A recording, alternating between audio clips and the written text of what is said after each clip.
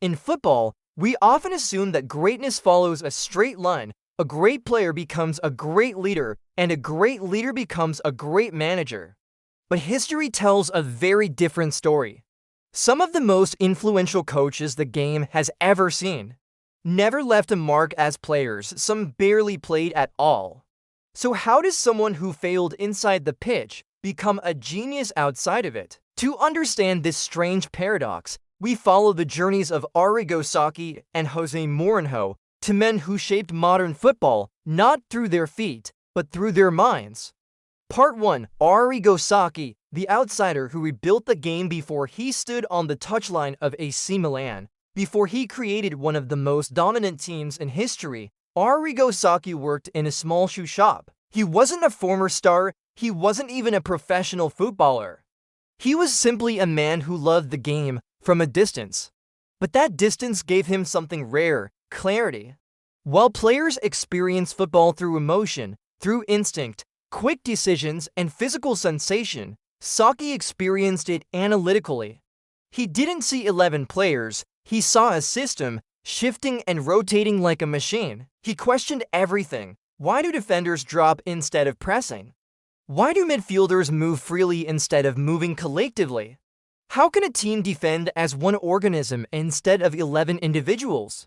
His lack of playing background wasn't a weakness. It allowed him to observe without the biases of someone who relied on talent or instinct. When he finally arrived at Milan, he brought a vision no Italian club had seen before: aggressive pressing, a high defensive line, perfect synchronization movement as a collective unit. The result was revolutionary. And when people mocked him, saying, "How can you coach Milan if you were never a player?" Sacchi delivered his legendary answer: "I never realized that to become a jockey, you had to be a horse first." This was not a joke. It was a philosophy. Sacchi understood that football is not only played, it is designed, and sometimes the best designers are the ones who stand outside the structure. Part 2. José Mourinho, the translator who saw the game differently. José Mourinho grew up around football, but he quickly discovered that he was never going to make it as a player. Instead of denying this, he embraced it. While others trained on the pitch, Mourinho trained his mind. As a young man, he began analyzing why teams win, why teams collapse, how emotions control matches, how players react under pressure, what a tiny tactical shift can do to an entire game. He was not learning to play football, he was learning to understand it.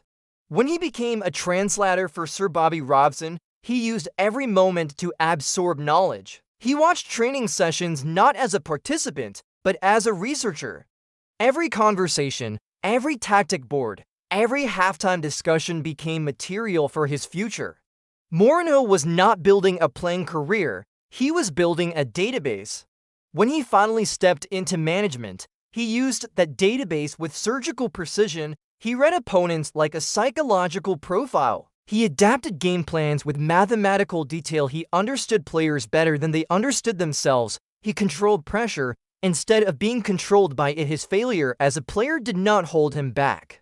It shaped him, it taught him humility, patience, and the hunger to learn. He was never the most talented with the ball, but he became one of the most talented minds in football history. Conclusion: Arrigo Sacchi and José Mourinho proved something crucial. Being a great player is not a requirement. It is not even an advantage. Great players rely on instinct. Great managers rely on understanding, and understanding is often born from struggle, doubt, and the search for answers. Those who fail on the pitch sometimes look at the game with clearer eyes. In football, greatness does not begin with talent, it begins with perspective.